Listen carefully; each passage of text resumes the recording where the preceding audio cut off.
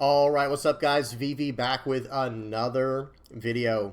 And in today's video, guys, we're going to be checking out one of the new leaders from OP-08. The sim has been updated. In case you're not aware of that, if you did not already know, the sim has already been updated, and all the new OP-08 leaders are available to play on there, to play test and have fun. And what a blessing the sim has become, right? Because before we just had to wait for results to come out from the East. And I mean, I guess, yeah, you could proxy up cards, right? But the sim just makes it where, like, okay, cool. Like, they're finally caught up. Like, they're up to date with the sim now. Where it's just like, okay, log on, play with all the new cool cards, right? Not really log on, just turn the app on. For those who are wondering how to use the sim, I'll link it down in the comment section below. I've already done an entire video on the sim. But yeah. For today's video, guys, we will be checking out Purple Yellow Pudding. We'll be doing a deep dive. We're going to try to figure out Purple Yellow Pudding before the East does, but at the same time, I will be using decks from the East to kind of show what I'm doing, because I think I'm actually using a list that's just directly from one of the lists that we'll be seeing today, and we'll talk about at the end of the video. So let me give you guys a quick layout, how things are going to go. First, we're going to check out some decks from the East, see how they're doing early in the OP-08 format. We're going to go from there into some games on the sim. I got 5 games lined up for you on the sim with Purple Yellow Pudding. And then after that, we will check out the deck. You know, we'll do a little deck tech at the end, explain what cards were good, what cards maybe need to be improved on, or, you know, we'll see what we can do from there. And then before we wrap it up this time, I'm going to add one more part to the end of the video where we actually check out the art for a card. A few people did request me start doing that maybe for... They kind of thought like maybe I should do like an entire video on it, but I think I just want to add it to what I'm already doing. So I will add that to the end of the video. I'm going to try and add that to the end of every video where I do a quick little art critique for certain cards for the people who aren't interested in that. Because some people can just skip over it. That's fine. You know, as usual, I will be putting all the the skippable parts in the description. You can go straight to where you want to. But for the people who are interested in that, that'll be available for them now as well at the end of the video. All right, so you know what we're getting into. Let's dive into this, guys. Let's have a little bit of fun. Because I have to tell you guys right now, this leader is very fun. This is a very fun new leader coming out from OP-08. So it's a while. It's a good 4 months out for us in the West. But we will probably see this pop up randomly in the East in tournaments. So let's go ahead. I'm going to read the leader effect, and then we'll kind of blast through the cards and see what they do. And one more thing I got to say before we really dive into this is, excuse me, this is why I have to go over the cards first. Like, I know a lot of people get so bored by me going through all of the new cards coming out from a new expansion or a new set, whatever you want to call it. Well, I do that so that way afterwards, then we can go into these decks and see what they all do, and we know what all the cards do, and we can just get ideas from there. So, okay, here we go. First up is Pudding here, Charlotte Pudding. This is the leader that the whole deck is built around, of course. It's a 5,000 power, 4 life, purple-yellow, dual-colored leader. And it has, when attacking, you may turn the top 2 life cards of your life face up. Sometimes these translations, guys, I think it's supposed to say you may turn the top 2 cards of your life face up. I think that's the technical translation. But then when you do that, you're going to add up to 1 Dawn card from your Dawn deck as rested. So you're ramping a Dawn just by attacking and having at least 2 cards to flip up from the top of your life. Now, it does have to be the top 2 life cards. You can't do like the top life card and then the third life card. And that will come into play. That might sound like, yeah, why would you want to do that? That actually comes into play in one of the games you'll see where it's like, oh no, I can't actually, I should have taken life this turn so that I could have done it in this way. That way, it gets kind of technical, but it's not too crazy. So anyway, so that's what the leader does. It's all about ramping, and it's a Big Mom Pirates type card. So what are we going to be ramping to? Well, of course, all the big cards in yellow and purple. Big cards like Katakuri, the 8-cost Katakuri, 7-cost Linlin potentially, 9-cost Linlin. This is from OP-08. Pause this and read it if you don't know what it does, or watch my video on the purple review and you'll know what it does. And then also, notice this deck's not even running 10 Lin, the 10-cost Charlotte Linlin, which I think is somewhat of a mistake. So it's running Ace. Ace is fine, but we'll talk about it more in a second. I'm going to run through the list real quick and then we'll talk about it.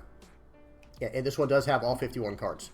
So the first list we're looking at here, we're going to go through all 4 of these, and I did kind of breeze over these in the purple review video, but bear with me here. Let me read through this real quick. So the first list is running 4 Pudding, 2 Katakuri, 4 7-cost Linlin, 4 Beige, 4 Edward Newgate. This card is actually very important in the deck, and we'll talk about in a minute.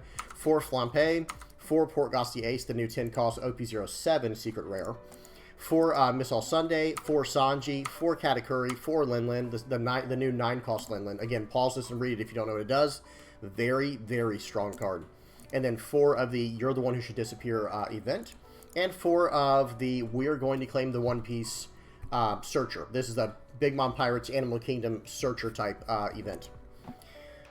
So right away, excuse me, who knows? Maybe this person didn't have access to all the cards they needed. We have no way of knowing, right? This is just a store battle, second place deck from the East, from the very first week of OP-08. So maybe they have not acquired all the cards they need yet, right? I mean, we're all human here, right? It just happens.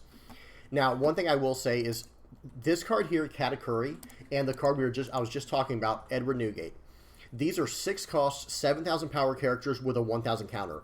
They are the absolute most important card in the mid game of the deck. Not in the whole deck, but in the middle of the game, these are the most important cards. Because think of it like this. If you go first, you're normally on a 1, 3, 5, 7, 9 curve, right? So, oh man, we can't play this on turn 3 if we went first. Wrong. Because of our leader's effect, and by the way, if you go second, 2, 4, 6, of course you can do it, right? But with our leader, we can always get to 6 Dawn on turn 2, right? Or you know, starting on turn 2, we'll get the ramp going from the leader, and that will get us to where we need to go so that we can get to 6 Dawn on, you know, for turn 3. Very important the way that this all works. And what is so important about this is so that the next turn, you can actually just ramp straight to 9 or 10 Dawn. So you're going from 6 to 9 Dawn or 7 to 10 Dawn, depending on if you went first or second. Now, Katakuri, I'll explain him first, then we'll go back to Newgate. He's just very obvious, right? You may flip the top card of your life face down and add up to 1 Dawn card from your Dawn deck and set it as active. Now, this is obvious, right? You're flipping a card face down. But remember, the leader is flipping 2 cards face up. You'll see me probably make the play mistake a few times in this game, in the games we're going to go over on the sim. But what you want to do is you want to take the first life from your opponent so that you can go down to 1 card that is face up. And then you'll be able to use this character to ramp up to 7 Dawn potentially, right? And then 8 Dawn with the leader effect by swinging again, which is absolutely massive, and you want that so that way you can get to 10 Dawn way before your opponent can put down anything relevant for you to worry about. I'll explain it more as we go through the games. It's kind of hard to explain, but I think you'll see when it's in practice. But Newgate is similar, but he does not ramp you a Dawn card. That's the only thing. Newgate is good, but Katakuri, the 6-cost Katakuri, is better for what we're trying to do. It will ramp you faster. But if you're already on, you know, if you went to like 7 Dawn, like say you went second, right, where you went turn 2, or turn 1, you're on 2 Dawn. Turn 2, you go to 5 Dawn from the swing, right? Turn 3, you're on 7 Dawn. This will flip it, you'll go to, and then you'll attack with your leader to go to 8, so you'll be on 10 on turn 4 every time. And that's basically the thing. If you go second, it doesn't matter if you get Katakuri or Newgate. If you go second, you can get to 10 Dawn on turn 4 every single time, right? It's just very, very easily done. But if you go first, you can still get to 10 Dawn on turn 4 when your opponent's untapping to get to 9 Dawn. You know what I mean? If you get the Katakuri, you take the first life, flip over the remaining life that you flipped over originally with your leader, and then you'll swing again to do it again. I know, very technical. Don't worry, it will make way more sense when we get to it. Now, this list is also running the 8-cost Katakuri. This is not a bad card, but here's the issue. And it's not really an issue. I shouldn't say it's an issue. But we're not worried about bouncing characters. In a deck like this, we're worried about getting to 10 Dawn immediately, as fast as we possibly can. And then from there, we're going to play characters that our opponent just can't deal with. Or at least not deal with, you know, efficiently, right? It's going to start costing more value for them than they want to invest. 7-cost Linlin, the same idea. This one's not bad, I will say. But from my experience, guys, your game needs to be turn 1 pass, right? Or play Pudding. If you have it, that's fine. Just use this. Turn 2 is, excuse me, turn 2 is a 4 Dawn, you know, a 3 or 4 Dawn turn, but it doesn't matter. It's all about turn 3, dropping down an Edward Newgate or a Katakuri to maintain your ramp so that the next turn you can drop a Linlin, a 10 Lin, or a, you know, some kind of 10-cost card, even Ace. This is fine. This card's not bad. You know, this card's just fine. But I still like 10 Lin better. So why do I like 10 Lin better, actually? I should explain that while we're on this card. This card is excellent. It's a 10-cost, 10,000 power character. On play, add a life card, and then if you have 2 or less life cards, he's got Rush. And you could choose to not gain life if you're already at 2, where you just want to give the guy rush, but then you're kind of defeating the purpose of playing the card. It's nice that it has that extra utility, but that's not really what we're playing this card for, right? But that's okay. Either way, I think this card's good, but here's the thing for me. Lin Lin is a 10 cost, 12,000 power character, so it's even bigger than Ace.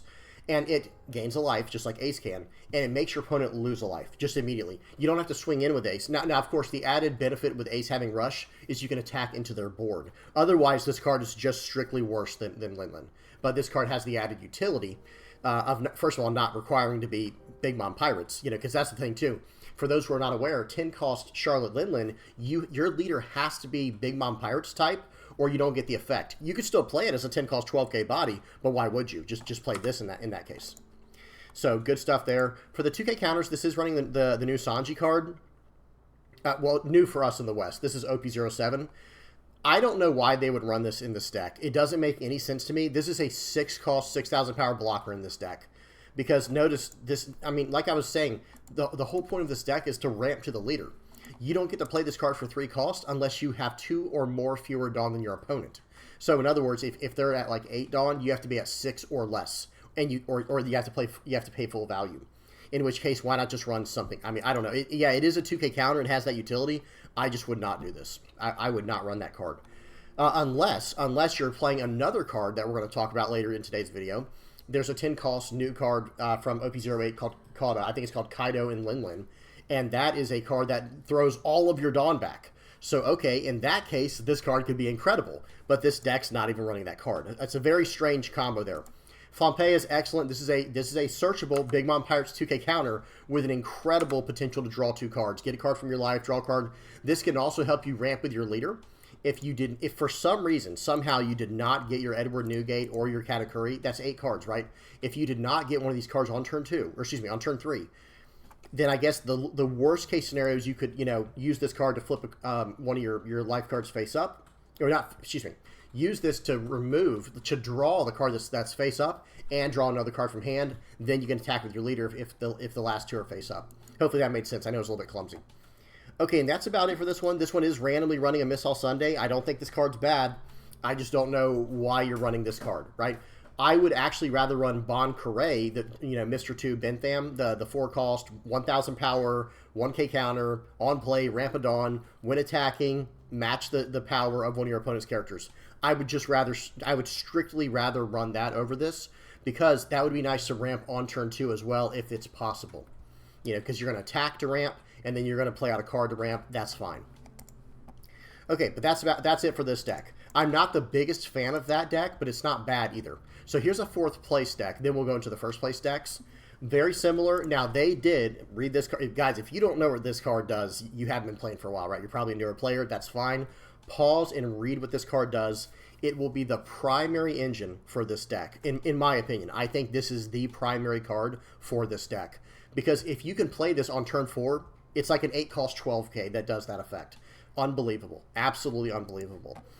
Ace is okay. I'm not a huge fan of this, and you guys will see the deck that I'm running. I'm not running Ace. I don't believe I am. If I am, it's like as a 2 of or something, but I don't think you need it. Because this card, outstanding, and this card, outstanding. The 9 cost and 10 cost Lin Lin absolutely carry this deck, and then there's a Kaido Lin Lin card that I add as well that's very good.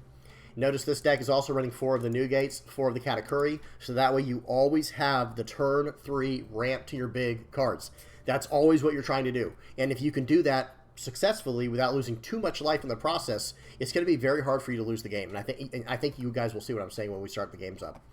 This one is running 2 of the Katakuri. It's not the worst card in the world, and you can ramp to it very quickly, establish an AK body, bounce a card. But we're not really, I don't know how to say it. I'm not worried about removing cards with effects. I'm worried about dropping this character and them having no answer for it. And if they have an answer for this one, will they have an answer for my next one? You know what I mean? It becomes very hard to deal with multiples. I'm not saying they can't do it, but that's kind of the game plan of this deck. And hopefully in the process of them removing this card with whatever means they can, well, you're still stealing a life from them and gaining a life. So you're smashing in with your leader, doing this every time as much as you can, just chaining them together if possible.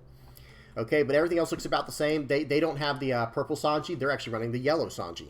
Because one thing I will say, there was one little bit of synergy we had to talk about with that last deck with that Sanji. Sanji is searchable by Pudding, even though he's not Big Mom Pirates type. Because notice what this says. It's a top 4 search. Reveal up to 1 Big Mom Pirates type card other than Charlotte Pudding, or up to 1 Sanji and add it to your hand. It's in brackets. It means any card with the name Sanji. So really cool stuff there. It doesn't matter what color it is. Good stuff. Okay, this deck, though, very similar. This was a 63-player tournament. Top 4, we'll take it. Okay, now getting into some first-place deck lists. I don't know how big these tournaments were. There's no information on that. If you know, by all means, put it down in the comment section below. But let's check this out. This list is, I think this is the second best list in my opinion. I think the next one's the best list, and I think it's the list that I'm using for my games. So everything's pretty standard here, but they're running the Pero Sparrows. Okay, this card is nice because you're searching up your Linlins. That's what this deck might as well be. This is like Linlin.deck. You know what I mean? That's what this is. You're using your puddings to search for Linlin. You're using Pero Sparrow to search for Linlin. And I do like the Pero Sparrow early on because that's like a nice turn 2 play. Because like I said, your turn 3 play should always be either Katakuri, preferably, that has the most potential, or Newgate. Newgate can do the same thing as Katakuri because he arranges your life cards. So that way you can move the cards that are like, excuse me, if you have a card that is still face up in your life and it's keeping you from doing your leader's effect, he can on play shift those cards around, and who cares what order they're in? Even if there's a beige coming up, it doesn't matter because you're just trying to ramp to get to your big cards like 7 Lin, 9 Lin, or 10 Lin. Okay, incredible stuff there. This one is running the Bon Carré. So now this deck, the way they made this one, it has 2 very solid turn 2 plays. One for on the play and one for on the draw. So odd curve, even curve. Odd curve, you go Pero Sparrow on turn 2. Even curve, you go Bentham on turn 2. And now you're just blasting through your Dawn, right? Because you're going to ramp 2 Dawn on this turn with Bentham. Think about it. If you went second, okay, so you draw a card your first turn, play out Pudding, say go. Next turn, smash in with your leader to gain a Dawn to go to 5, right? One's going to be rested. And then play out this guy to go to 6. Actually, you should do it the other way around. I had it backwards because then you could attach the Dawn from this guy to swing for 6 with your leader. Now you're at 6 Dawn on your turn 2. So you're going to go to 8 Dawn on turn 3. You see what I'm saying? Which is just absolutely massive. Huge, huge, guys. And if you guys, again, if you have any questions, just ask in the comment section below. I don't agree with running Sheep's Horn. I just don't think it's necessary. I don't think it's a bad card. This is an awesome card. And it's nice to be able to get some effect from your Dawn cards later in the game once you're already at 10 Dawn on turn 4, right? At least get some extra value from it from Dawn minus effects. That I like that part of it. But otherwise, we're not worried about tapping down characters. I guess it depends on the matchup, but I don't care about tapping their characters down. I'm swinging for 12s. Yeah, I mean, like 9 is my baseline swing outside of my leader. So, you know, good luck. I don't need this event. I'd rather this be something to help me survive. Like, even like Top Knot, at least that would remove the character. So just get it out of my way, and I'm just going to focus on beating you down. Okay. The 9 Lin we already talked about. Everything else we've talked about here. Okay. Now, the last but not least here, this was the deck list that I thought was the best. This one here, it's the top one, and these lists are available on OnePieceTopDecks.com. Okay, guys? Yeah, this is the deck list that I think I'm using for the video, and I think it's the best one. So hear me out. A lot of stuff is we've already seen. We've seen the Katakuris. We've seen the Newgates. This one's running 4 Charlotte Brûlée. This is a new card from OP-08. It's a 4-cost, 1,000 power, 1k blocker. Add up to 1 Dawn card from your Dawn deck and rest it. It's just a blocker that ramps us on KO. You just slap it out on turn 2. Because like I said, your turn 2 play is really pretty lackluster. There's not much to do. Or another turn 2 play now could potentially be something like Black Maria. But again, we're going to have more Dawn than our opponent, right? So we don't have to worry about this effect. This is more of a 2k counter, and it's meant to catch us up after we play out this card. This card is the 10 cost, 12k. This is the new secret rare from OP-08. When attacking, Dawn minus 10. So all of your Dawn is gone after this attack, right? But listen to what it does. When attacking, when you return your 10 Dawn cards, you're going to KO all other characters on the board and then put up to 1 card from the top of your deck on your life pile and trash up to 1 card from the top of your opponent's life. So it is the combination of the 2, cards, Kaido and Linlin. And it pops your opponent's... it pops all the characters on the board, but more importantly, it takes one of their life away, and it gives you a life, and it's still swinging on that turn because, when attacking. So very, very strong. And of course, this is Big Mom Pirates and Animal Kingdom searchable. Everything else is pretty standard. This one is using the beige. I think we saw one other list running beige. It's that card's fine. I guess it could potentially save you. It could potentially save you, but I think if you're at that point in the game, I don't think that's your primary concern. I think the most important thing about this deck is just ramping to your 9 and 10 Dawn characters and just dropping them on turn 4. As long as you get a 9 or 10 cost character down on turn 4, they're in a lot of trouble. Like they're in the utmost trouble. You know what I mean? Very, very good stuff there. Okay, and this one, it's running the...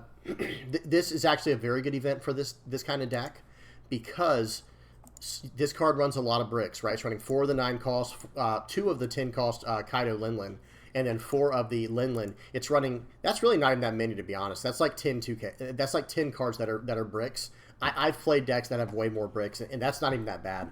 But one thing that is nice is the trigger on here. If you get this as your last life card, and by the way, it's not too hard to set it as your last life card with an effect like Edward Newgate, that's really nice. It gives you extra turn to set up. It allows you to play around certain effects. But generally speaking, this is really not the craziest card in the deck, but it is nice utility. Okay, well, that's all the list, guys. Let's go ahead and check out these games on the sim. I can't wait to show you all these. I had a lot of fun when playing this deck, guys. This was a lot of fun. Let me go full screen. Let me go speed 2x, and let me move my face. Okay. Right there. Whoops, I forgot to put this I forgot to put the logo back for Moonlight TCG. Please check out Moonlight TCG if you've not already, guys. That's a lot of good stuff going on there. Got a big tournament coming up, too. Okay. Play. We're good to go. We're off to the races. First game here is against Carrot. For those who are not aware, I completely slept on Carrot. I thought this leader was going to be trash. Okay, I got to pause already. I thought this leader was going to be awful. I thought it was going to be so bad. Not bad. I had it around like A and B range. But at the same time, it's like, why would you run this over Jory Bonnie? Then you see the support it got for the Minx support stuff. And guys, that's why I did that first tier list. I was saying this is just speculation based purely off the leader effect, without any other cards in the equation. I will do a tier list eventually where it's like actually the deck, where it's not just the leader, it's like actually the entire deck and how I think it sets up in the meta. You guys tell me what y'all think about that in the comment section below. This leader is very, very solid, guys. I still think Jory Bonnie's a little bit better. Okay, so right here, I swing for 5 with my leader. I reveal the top 2 cards of my life, so that way I can gain a Dawn, ramp a Dawn, and then attach the rest to Pudding, swing for 5, excuse me. Okay, I swing for 5 again here. I can't really, I couldn't really gain life that way, or excuse me, I could not gain Dawn other than by playing out Katakuri, which that will happen sometimes if they don't attack your leader, or if you swing with Pudding like I did, trying to get more aggression out, they will do it that way, where they will take out your board, and now you have no way of ramping the extra Dawn. Well, sort of. You don't have the same way to ramp the Dawn. For example, Katakuri still ramps me a Dawn. Newgate, the 6-cost Newgate that we were talking about earlier, it ramps the Dawn through your leader's attack. It's a little bit backwards, where you have to play him out first, and then put the 2 cards from your life that are still face down, push those to the front, and then swing again. So, then swing with your leader and gain Dawn that way. Okay, so we're set up for a turn 4 9 Dawn play. Turn 4, we went first, I believe, didn't we? Did we go second? They're on 2.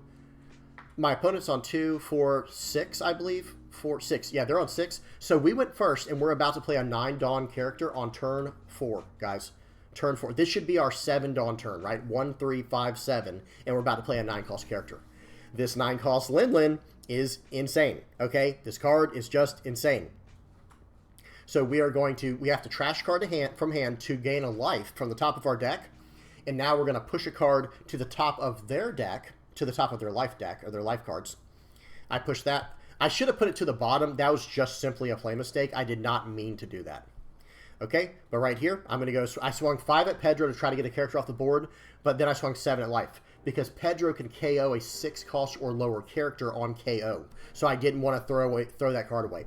Hey, that's fine if he wants to attack into it. That's fine with me. I'm just trying to get as much value out of the card as I can. He's going to go 5 at life. Right here, I do take it. That's fine. Swing 5 more at life. It's like, I don't know how many of these I want to take, but at the same time, I would like to be able to get some more cards in my hand, because I was running very low on cards in hand. All right, so right here, I can use this time to just eat up the board a little bit. 5 into your 2K. I think I go 9 into the 5K here. That's fine if you want to pop my Katakuri. It's not a big deal. But then I play out 10-cost Kaido Linlin. Now, he has to be concerned about whatever he plays. I have put him in a situation where anything you play, I will KO. If I have to. But if you don't play anything, I'm not going to use the effect, and I'm going to sit on 10 Dawn and play something big for my hand like one of these 9-cost Linlins. So this card, this 10-cost card, yes, I think it will only be usable. I mean, okay, this 10-cost card is kind of impractical, but look at this, guys. They just swung in for that. I've got bad news for this guy. So he didn't want to invest anything into the board for obvious reasons. He doesn't want to lose any cards from his hand, which is smart. But I've got bad news for him. I'm just going to attack into his board now. I'm going to swing 12 into him here. I use that card. For the 9-cost Linlin, you don't have to choose to give your opponent a life card from a card on the board. You don't have to do that. So I still gain a life. I established a 9K. He's swinging at me for 5 now, which is like, oh, oh crap. Okay, and he thinks he's out of it. Like, okay, I locked down his board here. Nope. Now comes 10 Lin. I'm at 3 life now. He's at 1 life. I have a 12K and my leader attack. And look at all the cards that are untapping. Okay, that was nice and all, but I'm going to swing for 12-15 now. Or I should do, technically, I think I should have done like 13-14 or something like that. If he takes 12, I'm going in for 15. Okay, he counters out of it. All right, no problem. I do a top search here. I grab a 2K counter. I'm not in any risk of losing this game currently, but it doesn't matter. I'm just going to gain another life, go to 4, and he just concedes. There's no way out of it from here. Even if he swung all of his characters in my face, or somehow try to take over my board, I've got 2 2K counters in hand. So he's probably only going to be able to take out 1 character. And then if I need to, for the final attack, after swinging, 3 9Ks and 2 12Ks, one of the 12Ks I swing with my leader, or not with my leader, with my Kaido Linlin, I'll use it to pop his entire board, make him lose a life, and I'll gain a life. That card puts your opponent in a position where it is a lose-lose situation. You get to pick your poison. Like, your opponent has to pick their poison, how they want to go about it. Okay, so that was the first game. That was versus Carrot. Next game, we got against the Mirror. Now, one thing I will say about the Mirror match, it is basically, so far it doesn't feel great, okay, with the Mirror match. It's basically whoever gets down 10 Lin first. That's just the way it feels. Maybe I'm wrong. Maybe the meta will shift around that, and who knows? One thing I'll mention while we're just waiting for the turn to pan out here, for the start. One thing I want to mention is this leader, I think, is very good, but I don't know if it's going to be S tier or not yet. We have to kind of see how things shape up in the East. I think it's going to be a high A. I think I actually mentioned this earlier in the video. I think this will be a very high A tier leader on the cusp of S. But I think it will struggle into the decks that are faster. Because it goes turn 1, nothing, turn 2, nothing. That's basically its play. So against Law, it's like, okay, well, I'm just going to flood the board a little bit. Or even a new deck we'll talk about later is Red-Green Chopper or Red Zoro, where it just floods the board. And that will probably be a hard counter to this deck. We'll have to see what happens. Okay, so they are ramping very nicely here. I think they're on 8 Dawn now, 8 or 9 Dawn. I have to do the same thing to stay on par with them. I'm at 7. And I can't go up this turn to what I wanted, so I'm going to play out Katakuri and go about it this way. Yeah, sorry guys, I got a little sidetracked there. I had to play out Katakuri there.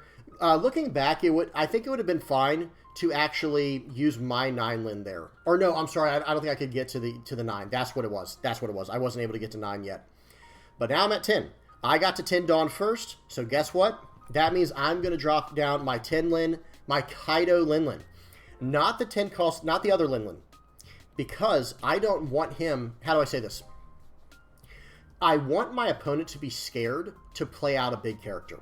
That's what I'm using. I'm using this, sorry guys, I have to click on it. I'm using this new 10 cost secret rare card to intimidate my opponent. Like, go ahead, commit more to the board. I dare you. And if he does, then I'm just going to pop his board. Yeah, I mean, but if he doesn't, then I'm going to bully the board. It is, like I said, it is a lose-lose situation for them. I got a top search there. I go for another 10 Lin. So right here, I'm going to swing 5 into face. He's going to counter out of this if he's smart, right? But then I trick him here. I'm like, oh, guess what? I'm actually swinging 12 into 7, okay? Because I'm not using the effect. I'm going to gain a life with my Linlin. And now I have 2 life. You have 2 life. I dare you to play 10. If he plays, let me explain something real quick, guys. I got to pause it. If he plays the 10 cost Linlin, he actually loses the game on the spot, right? For the most part. Because then what I'll be able to do is swing 12 with my leader, because remember, he'll gain a life, right? I'll pop that. It'll probably go through. Let's just assume these attacks go through because it's hard to get out of them. I'll swing 12 to where his beige is the next card. Then I'll play out my Tin Lin to take out the beige. It just trashes it. And then I will use my character's effect to blow up the entire board, to crack the whole board, and take his last life card, and then 12 is coming at him just head on, right? And it's like, before I even do that, I probably could even swing with my, well, actually, I'd probably swing afterwards with my Pudding. So it is like this situation is pretty much insurmountable, okay? So let's see what he does here. Sorry, guys, let me move the, there we go. So he's going to swing 13 into 12. There's no way in the world I'm going to give him that unless I just did not have the cards. He just used a Hakai Sovereignty card, whatever it's called, to pop 2 puddings. It's like, dude, I'm not going after your pudding, trust me. I'm going after your board. I'm swinging 5, and now I'm going to play another 10 cost, and that's game, right? Like, there is no current way to get out of this situation on the board. If you can think of one, please tell me in the comment section below. But I don't think it exists. So right here, I'm going to swing 12. Right here, I'm going to swing 12. Right here, I'm going to swing 12. It's over, right? And then I could have swung 15 at the end. If I had to get through another life card, I could have used the new 10. I don't know what we're going to call that, Kaido Lin. Once I could do that effect to pop his last life card as well if I needed to. There was just so many things I could have done there. Okay, fun game, but I will say this: when it comes to the mirror match, from my experience, it does feel like whoever gets to 10 cost first wins. Like almost just purely whoever gets to 10 first wins in this matchup, but we'll see how things go, over time. Okay, so that was against the mirror. Next up, we got Purple Black King. This is another new deck from OP-08. I tried to get nothing but games from OP-08, but you guys know how it is with the sim. It's just random. Okay. I should have checked. Can y'all see good? Hopefully y'all can see pretty good. Yeah, it looks pretty good over there. So right here, I'm going to... Did I put on 2x speed? I don't think I did. I did not. There we go. Okay. Purple Black King, I think, is very good. I think tomorrow's video will be on King. I think people are trying to build it into the card that I'm running in this deck, the 10 cost Kaido Lin. I don't think that's the way to go. I think the normal 10 cost Kaido is better because it's an on-play board wipe. I'll talk about that in tomorrow's video. Like I said, I'm pretty sure I'm going to do that video tomorrow. If not, I'm sorry for the false alarm there. But it should be coming up very soon. So I ramp with my leader effect. I went first this game, right? I ramped to 4 now on my turn 2. I was on 1-3, and I got to 4 on turn 2. Now I can play out my Katakuri. Pretty big mistake there in my personal opinion. Okay, hear me out. I should have taken that hit. It was a play mistake for me to not take... I'm going to pause. I have to explain this. I should have taken this hit. This will tie directly into like a video I've got coming out soon. I keep mentioning this video. I have a video coming out soon on talking about micromanagement and macro management for your games. That was an example of bad macro management. He swung for 6 at me. Why wouldn't I take that? If I take that, look what happens. I get the top card of my life, right? Okay, why would I want to do that? Well, number one, if he tries to swing for the rest of his dawn on one of these guys, I can just counter out for the 2k I used anyway. But, more importantly, taking the 1 life card, look what was in my hand. I already had the 6 cost Katakuri. So what I should have done was take this life. Okay, now I have a 1k counter in hand, that's fine. But what I'm going to do with the Katakuri is play him out to ramp a dawn by shifting the beige face down. Now I can ramp another dawn with my leader's effect by swinging 5 and flipping the beige back up, and then whatever the 3rd card is. And then I've got this 1k counter in my hand because he just developed an Onigashima, and I didn't know he was going to do that. So that was a slight play mistake, and it was me not using my, I was focusing too much on the micro. What is going on in the current situation we're in? Okay, what if he attacks another time? I'll counter out of the one I know I can counter out of. That was not the right play there. I can counter out of anything. You know what I mean? I've got a 2k and 2 1ks. It's turn 2. You know what I mean? Or turn 3 or whatever. Turn 2 for him, I think. So that was a slight play mistake, and it did cost me playing out Lin on turn 4. Because watch, now I play him out. I cannot ramp now with my leader, and now I'll be on 9 dawn next turn. I believe. Yeah, I'll be on 9 dawn. If you saw at the bottom there, I was on 7. So that was a slight play mistake. I should have been on 8 dawn now after that swing, and then I could have got to 10 for Lin on the following turn, and my opponent would only be on 7 dawn. You know what I mean? Like that is the true potential of this deck, and learning those little tricks on how to get your dawn up as fast as you can by using your opponent's attacks against them. That is the way to do it. Okay, so it's my opponent's turn now. He's on 7 dawn, like I said. He will ramp to 8. He does have a Onigashima on the board, of course. So he will actually beat me to 10 dawn. And that is all because of my fault. That is strictly a me problem. And some people might argue, there is an argument to be had that like, yeah, but at least you didn't lose a life. Now you can take one, take an earlier life. It's like, yeah, but I don't want to. See, I would rather take a little bit of life here. You know what I mean? And then be able to drop down the big character next turn. Because these cards that are turning sideways, I'll just eat those up, right? I can just go 5 into that, 5 into that, or 5 into that, 7 into that, and I'm fine. I don't have to worry about it. Okay, and this is an interesting version of King. I've not seen this version where they're running the 4-cost 2K, the ulti page 1 package. But right here, I play out Flampe. Now, unfortunately, it drew me to a card I really wish I could have played this turn, but I drew that from the Flampe. That just messed up everything, right? But right here, I'm actually going to go face. I'm gonna be a little more aggressive here, and I'm going to force him to take cards. I'm going to force him to fall back a little bit. And I messed up again even because I could have ramped the Dawn that turn, but it doesn't matter. I'm already on 9 Dawn. Ramping the Dawn at this point doesn't really matter. Okay, so right here, I keep Beige on top for a reason. I want to take a hit early on and cancel out one of his other attacks. So that way I can, safely drop 10 Lin on this turn. Okay, so my opponent did not get to 10 Dawn before me like I thought he would because he did the little ulti combo there. He was on 8 Dawn last turn, did the ulti combo to go down to 7. 7 into 7. This is a weird situation. I don't really want to get rid of the 2K counters in my hand, but I need to protect a card that strong. Now, if he hits me this time, okay, that's perfect. I'm going to take that and shut down his leader attack and then just let him play out an 8-cost card. What is it going to be? I have no idea. Maybe even Jack. Okay, he plays out Gecko. So like I said, this is a very interesting version.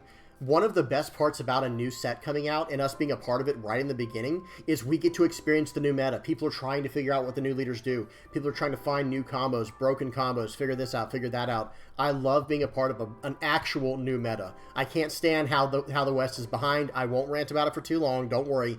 But I love being a part of a new meta. Okay, I top deck another Lin. This guy is in loads. He is in oodles of trouble at this point. But one thing I will say is I just said, you know what, I'm calling it, I don't think he has it. Yeah, the correct play there, the correct, more sound play there would have been to go for board. Because if he only has 4 attacks available, by the way, look, he actually would have had a 5th one that I didn't know about, so maybe it was smarter to go for life there. If I went for board, it would lessen the chance of him being able to take me out in one turn. Now, I did have a 2K counter and a 1K counter coming, but then a brick after that. So it would have been pretty rough. Going for game might have actually been the safest play against a deck like this. That's probably going to have a lot of bricks in their hand as well. So it's like, okay, swing 5 my leader, then play out Lin to take their last life, and go 7/7 and just go for it.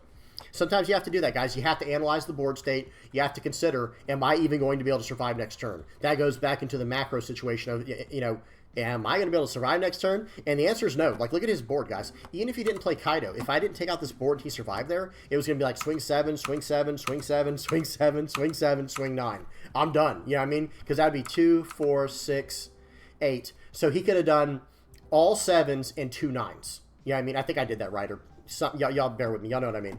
Wait, I got to do it. 2, 4, 6, 8, and then 2 Dawn left. Yeah, so he could have literally done 4 7s and 2 9s. There's no way I'm surviving that. At least I don't think there is. We'd have to see. Okay. Next up, we got 2 more games left here. This is against Red Purple Law. Red Purple Law, spoiler warning, at the time you're recording this video, I think it just won one of the first tournaments from OP-08 in the East. And it was an actual big tournament that was associated with Worlds in some way. Part of their new Wave 1 or whatever that is. I'll try to link that down in the comment section below if I remember.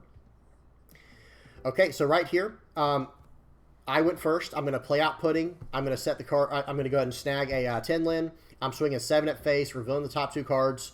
I'm ramping up to 4 Dawn. And next turn, I have Katakuri. So the correct play here is to take this hit. But look what I do.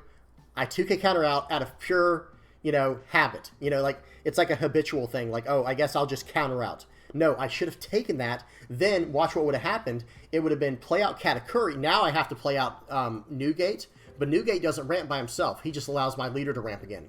But the Katakuri would have allowed me to ramp twice this turn, and then I would have been on 10 Lin on turn 4, exactly how you want it. Again, I'm still learning the deck. Bear with me, guys. I'm still, going through my reps. But man, this is a very fun deck. Now that is an intimidating thing to see.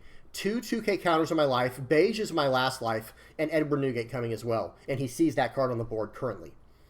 Okay, let's see what he does here. He plays out a Black Maria. Excuse me, Black Maria. I was just looking at that in my hand. He played out a Raise Max. What is he going to do with that, though? That's the question. What are you going to do with that card? Is he going to double up? Because he had a Gordon, so he is. He's going to drop 2 cards to get rid of my 1 card. That was high value for me. And that card already did what it was supposed to do on play. No problem. He swings 6. I'm going to 2K counter out now because there's no point. There's no point to adjust my life at this point. Everything's revealed. Okay, so I'm going to play out the new Lin Lin. I'm going to bottom deck, or, bottom life his 5 cost, what's his name? Eustace Kid. I'm going to swing 2 into his 1K Boncray Bentham. He should have let it go, because now I'm going to swing 5 into it if he doesn't. Absolutely. He lets it go. I'm going to swing 5 into life now. He takes that. That was gutsy, right? That was pretty bold, right? Okay, so now he's going double card answers again to get rid of my Lin Lin. And hey, if you got it, you got it. He pops my card there, plays out the... He played out the Bon Carré with Dawn and then cheated out the Sanji with the effect, the leader effect. I take that. Right here, I have to give him 2 1Ks. Unfortunately, I just don't have a good hand. I'm going to swing 5 in here. He should just block with Sanji. He does. Well played. But I'm dropping 10 Lin, and I'm saying, hey, dude, I am about to destroy your whole board, right? Like, that's basically where this is going, or I'm going to go for face. So swing for 5. I need a counter out of whatever I can counter out of here for the most part. Okay, I take the 10 Lin, though, because I do want that. But then he hits me with that. 2K, 1K out. Should be my turn now. Okay, so right here, I can start eating up the board. So I should swing at the leader first. That's right. And then he should use a Sanji or a counter. And then I swing 12 into 6. That card's gone. Play out another one. Again, remember, guys, I still have beige as my last card. So it's not like this game is just over if he just goes all in here. I still have beige to shut down an attack if I need to. Because what I should do in this situation, actually, is take all of these next hits. I have to, first of all. I don't have anything in hand.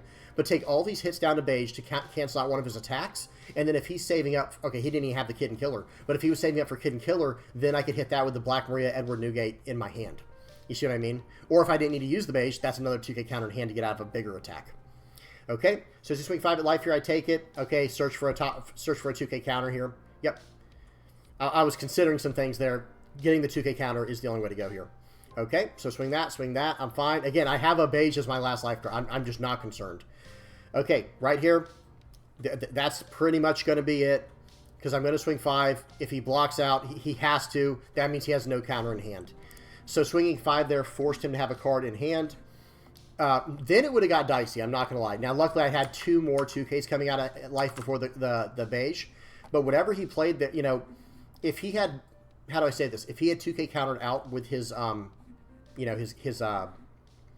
his hand, if he had a 2K counter or a 1K counter, then I actually probably swing 12 into his what's his name here? His Bon Carré.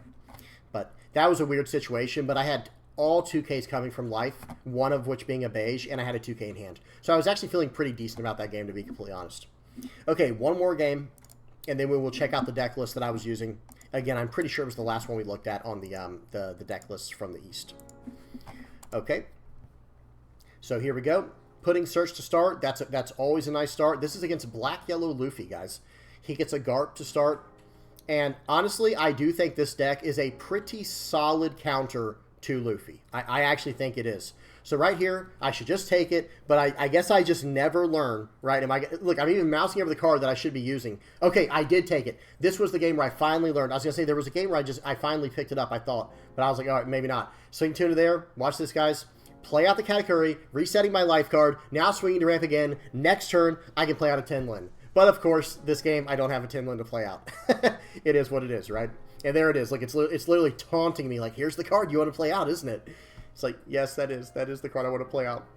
But that's okay. Okay, so right here, I'm just going to go ahead. I have to develop something here, and I want to get his card off the board. So I'm going to return 1 Dawn with this character's effect, trash that 0-cost event, bounce the Sabo to the top of his deck. Because what I'm saying is, go ahead, play that card out again if you want to. You know what I mean? Like, if you have a Sabo in hand, by all means, play it out now, because you only have 2 life left.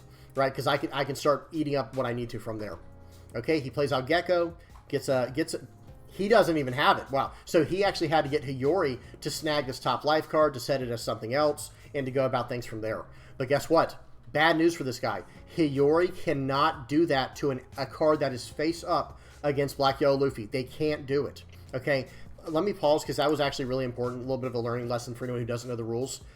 Black Yellow Luffy says that if a card would be added to your hand, I'm paraphrasing, instead, from the top of your life, if a card would be added to your hand that is face up, excuse me, if a face up card would be added to your hand from your life, instead it goes to the bottom of your deck. It is an actual ruling on the card itself. It's like it's in the text of the card.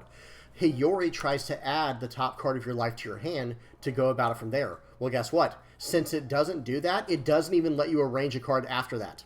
It just completely nullifies the effect and it gets rid of that top card. So yes, it is nice that he got that card out of the way, but he didn't get to use the full effect of that 2K counter.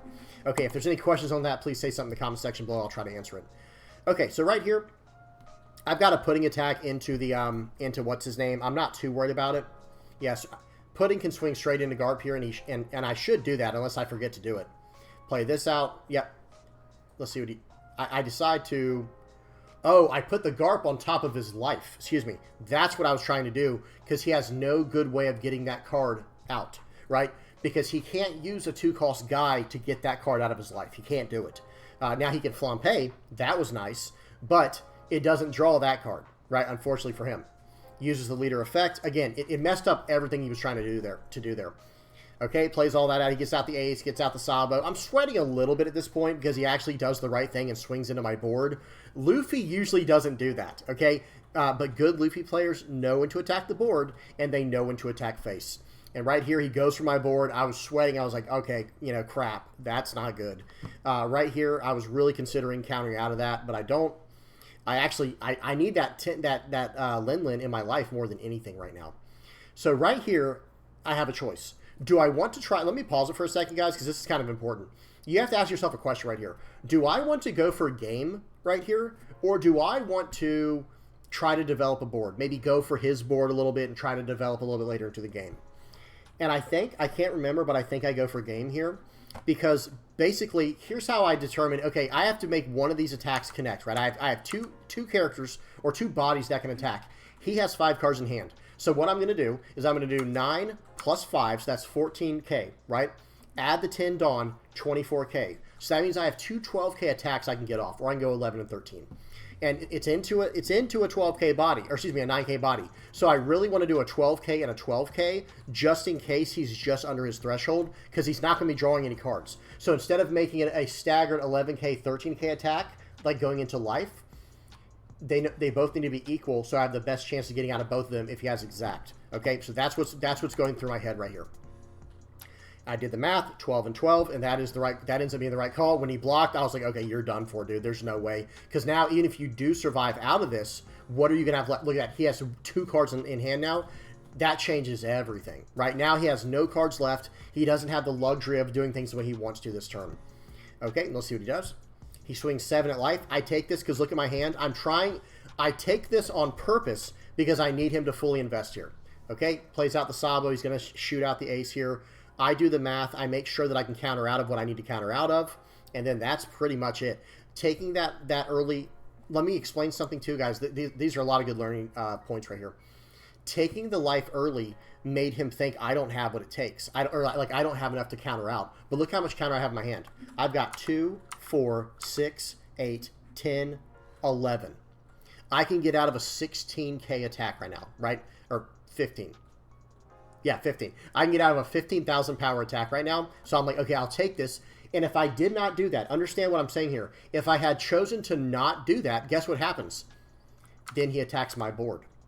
Like if I counter out of one of these attacks, now he takes out my 9-cost character, and my chances of winning go down, right? That's kind of the logic there. I might have still been able to make it work with the Pudding on the board, but whatever the case is, that's what I chose to do. And I'm like, okay, 11k, easy peasy. 2, 4, 6, 7. Get to 12. Of course, he concedes there because the game is over. If you're just trying to understand how, from there I just go 9, 15, right? Game's over. Good stuff. Okay, so that's it for the games. Those are a lot of fun. This deck is an absolute blast, guys. Like, this deck is so fun to play. Let me move my face over, show you guys the deck I'm running. Like I said, this is the deck list from what we saw, the very last one that we saw from the East. If I were to make any revisions, I don't think Beige ever helped me, but Beige is one of those cards, when it helps, it does help. Otherwise, it's still just a 2K counter. I would almost rather have something searchable here, like a 2K counter Sanji. And I'm not talking about the 6-cost purple OP-07. I'm talking about the little yellow Sanji that I can grab back. And then swap this around to where instead of running this card, I actually think I'd rather run Bon Carré, where it's just like, yep, just plop this down, immediately gain Dawn, and go from there.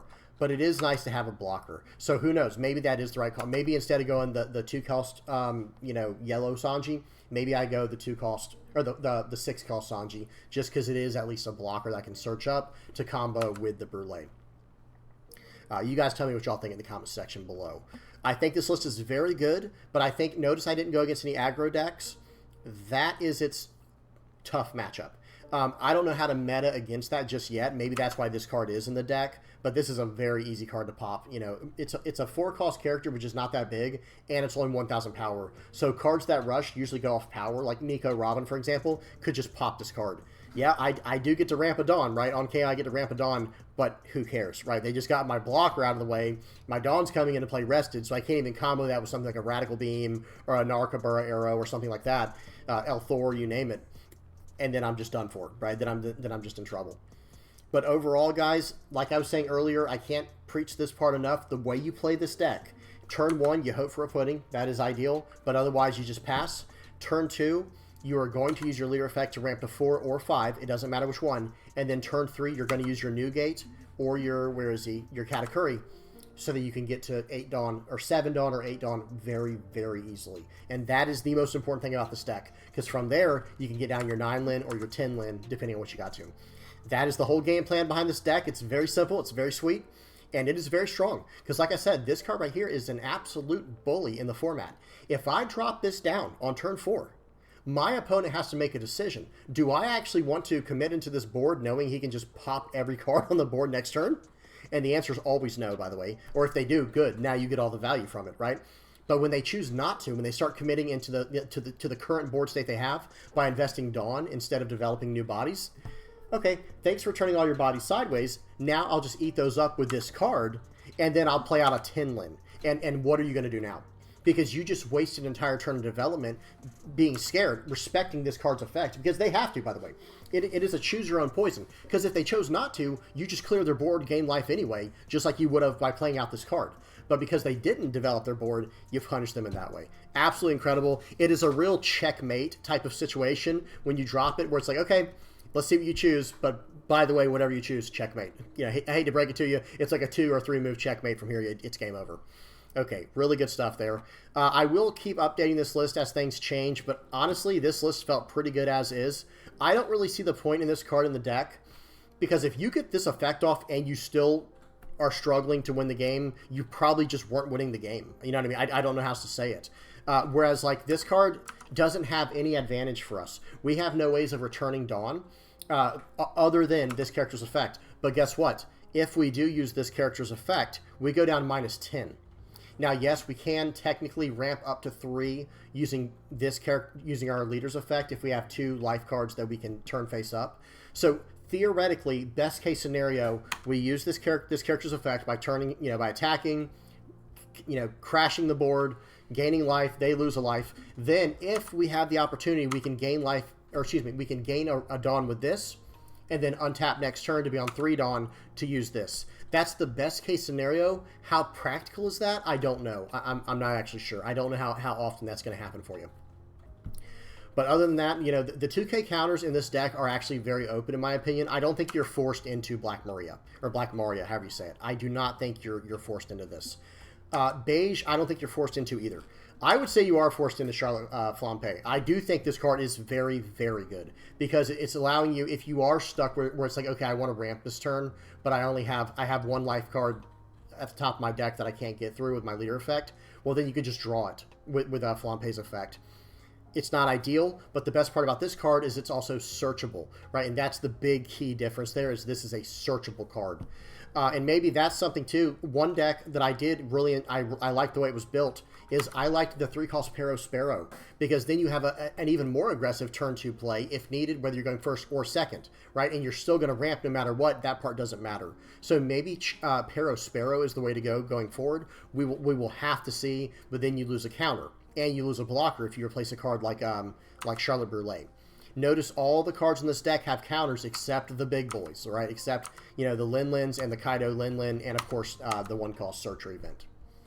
But who knows? Maybe you replace. Notice there are no Animal Kingdom Pirates to search for in this deck. Well, okay, excuse me, other than Black Maria. But if you change this to your pair of Sparrows, that's a Searcher, and it's a 3-cost 5K body, and it's a trigger body. It does have some utility in that way. We'll have to see going forward. You guys tell me what y'all think in the comment section below about this. I can't wait to see this deck, you know, pan out and get better and better. All right, last but not least, guys, we're gonna go ahead and check out interesting card. I'm gonna use this kind of this is just Paint 3D. This is what I use to make all of my thumbnails. We're gonna use this to check out this card. Kawamatsu, I think his name is. I like this program because I can move things around, I can draw on it and stuff like that. So we're going to talk about the composition of this card randomly. I'm going to pick cards at random that I think have good compositions and are showing techniques that I can explain from an artistic standpoint.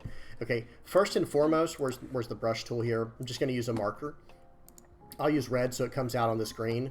One thing I want to talk about is the foreshortening going on here. Whenever you're drawing an action pose, you know, with a fist coming at the camera like this, like notice when it comes close to my face, it becomes very small. But when I go towards the camera, the fist starts taking up the entire, you know, lens, right? The entire picture. And this is done very well right here. And there's a certain block shape that you use when drawing hands. It goes like this. And then you have this part down here. And then it goes back down to the wrist. Okay, that's nice, the way they did this. And I will talk about this eventually. There's a card, I don't have it prepared, guys, I'm sorry. But one of the new art cards for, or one of the new arts for the new leader coming out. It's not new, this is all clumsy, guys. One of the new starter decks coming out for Whitebeard. It's the same 6,000 power, 6 life leader, but the new art for it coming out in one of the new starter decks, the reprint for it, however you want to say that, it really, I feel like it really fails on showing the foreshortening of the fist. And again, I'll try to bring that up in the future, but this piece here actually does it really well, right? Like this is done, there we go. This is done very well, how it's coming out like this. On top of that, let's talk about the composition here, because the composition is very important too. Notice the hair, okay? It's got this flow going in this direction. This entire piece has this going on for it. Do you see the spiraling going on? That is what this artist decided, whoever this is. Let's see, Studio Vigor Co. Ltd, whatever they're called. They have that going on. I love how the brim of the hat here, notice the brim of the hat, how it does this with the eyes, right? Like this is what's going on, and it's gorgeous, right? This is very menacing.